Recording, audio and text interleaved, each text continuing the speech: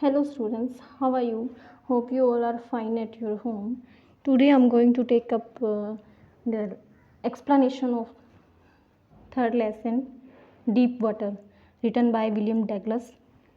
So let's start this lesson.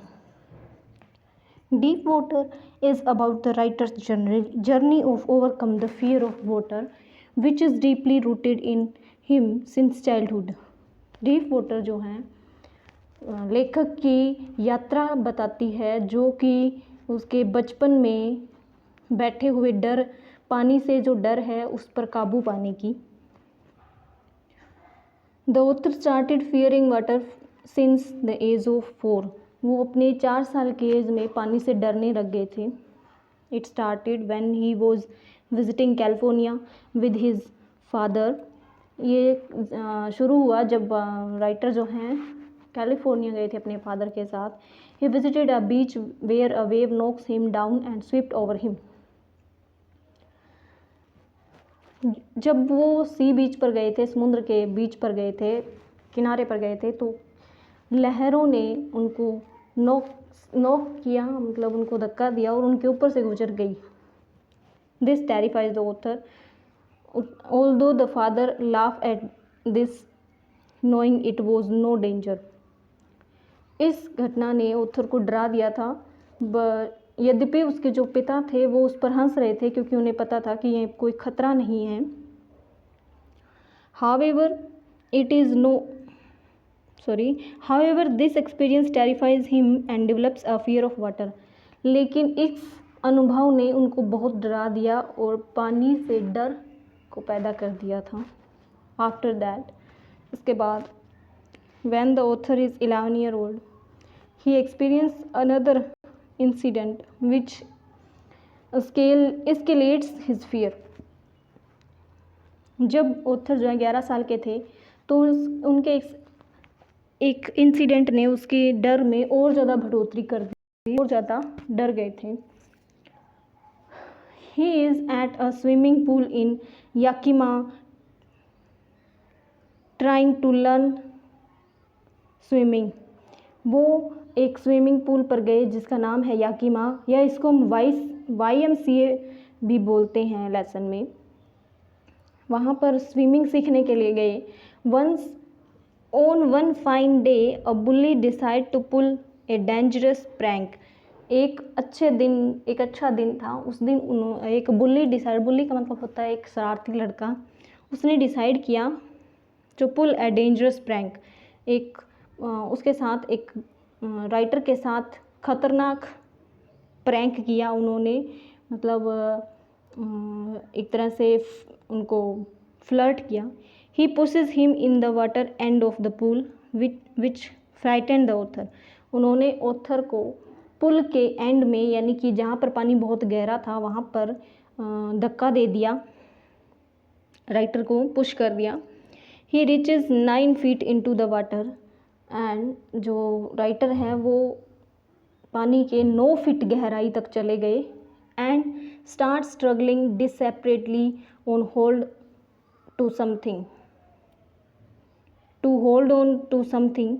उन्होंने, और जब वो नीचे पानी में गिर गए थे तो उन्होंने बहुत स्ट्रगल किया अपने आप को होल्ड करने का, किसी चीज़ को पकड़ने का। Moreover, he yells for help but he starts feeling paralyzed and only his heart was moving now.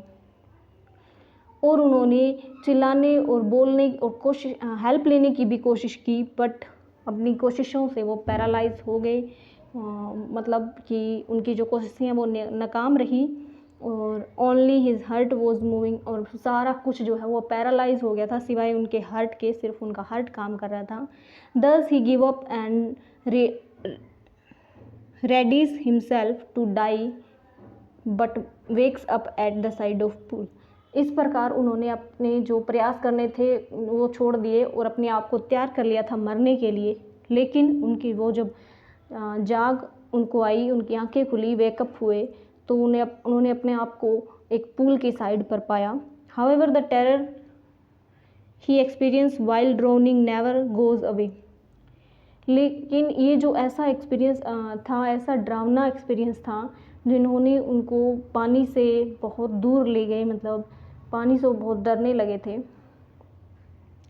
It continued to hunt him for many years and even spoil his future expenditure concerning canoeing, swimming, fishing and more. जो ये डर था उन्होंने उसको उन्होंने उनको Hunt किया, उनको हर्ट किया और उसके जो स्पॉइल कर दिया उनका जो फ्यूचर था और उनका जो फ्यूचर था और उनके फ़िशिंग के, स्विमिंग के, कैनोइंग के, यानी उनका शिकार करना, उनका जो मछली पकड़ना, वाटर में बोट चलाना, उनको तैरना, इन सब के जो इन्जॉयमेंट थे उनको ख़त्म कर दिया।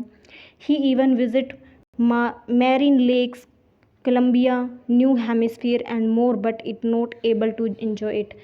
वो अपने डर को काबू करने के लिए वो बहुत सी जगह पर गए, जैसे मैरीन लेक पे, कोलंबिया, न्यू हेमिस्फीयर और भी बहुत सी जगह थी, बट अपने आप को वो इन्जॉय नहीं कर पाए। Thus he decide to overcome this fear by hook और बाय क्रूक। इस प्रकार उन्होंने डिसाइड किया कि अपने इस डर को किसी तरह से बाय हुक और बाय क्रूक किसी तरह से उनको इस डर से बाहर निकाला जाए, उस डर को कम किया जाए, ख़त्म किया जाए। He enrolls himself in a swimming class and tries to learn from the instructor. उन्होंने अपने आप को एनरोल करवाया, यानी कि उन्होंने स्विमिंग क्लास लगाना स्टार्ट कर दी, स्विमिंग की टीचिंग लेना स्टार्ट कर दी और इंस्ट्रक्टर हायर किया अपने लिए। The instructor teach him many tips and tricks for swimming. जो इंस्ट्रक्टर था उन्होंने उनको बहुत सी टिप्स एंड ट्रिक्स सिखाई स्विमिंग की, तैरने की। He begins with the inhaling and exhaling part when he practice it for many weeks. उन्होंने अपने पानी में सांस कैसे लेना है और कैसे छोड़ना है। इनहेलिंग का मतलब होता है लेना और एक्सहेलिंग का मतलब होता है सांस पानी में छोड़ना। तो उस तरह से उन्होंने काफ़ी वीक तक प्रैक्टिस की इस चीज़ की। Further he moves on to kicking the legs on the side of the pool. उन्होंने फिर जो और भी उनको आगे दिखाया कि पूल के साइड में उन्होंने अपने पैरों को कैसे किक करना है। Finally he combines all this with the final move of swimming. Finally उन्होंने अपने आप को उनको कंक्लूड किया और सिखाया कि कैसे तैरना है। Although the author knows how to swim, thus in order to get rid of the fear he decide to confront it. इस प्रकार अपने डर से उन्होंने छुटकारा पाया। He mocks it by thinking what can it really do. वो अपने आप पर ये क्वेश्चन उठा रहे थे कि क्या ये सच है। Consequently he plunges into the water and to his surprise his fear goes away. तो कंसिक्वेंटली यानी कि उन्होंने फिर अपने आप को पानी में उतारा और पानी में काफ़ी दूर तक उन्होंने स्विमिंग की। सो उस प्रकार उन्हें ये लगा कि वो पानी में तैर सकते हैं और सरप्राइज हुए अपने आप पर और उनका जो डर था वो चला गया। He force it in many place and at least manages to conquer it. उन्होंने अपने आप को काफ़ी जगह पर इस तरह से तैराकी की और उसके बाद उन्होंने इस पर फाइनली जीत हासिल की। Conclusion of the deep water. To sum up deep water summary, we learn that if we are determined enough and have the courage, we can overcome any fear that comes our way without letting the fear overpowers us। इस प्रकार जैसे कि देखते हैं किसी भी इस कहानी की तरह इसको समराइज़ करते हैं हम, तो समझते हैं कि अगर हमारे अंदर कोरज है, साहस है, तो हम किसी भी डर पर काबू पा सकते हैं बिना उसको हम पर काबू पाने दिए, यानी कि हम पर वो डर काबू पाए इससे पहले कि हम उस पर काबू पा लें। So that's all, thank you.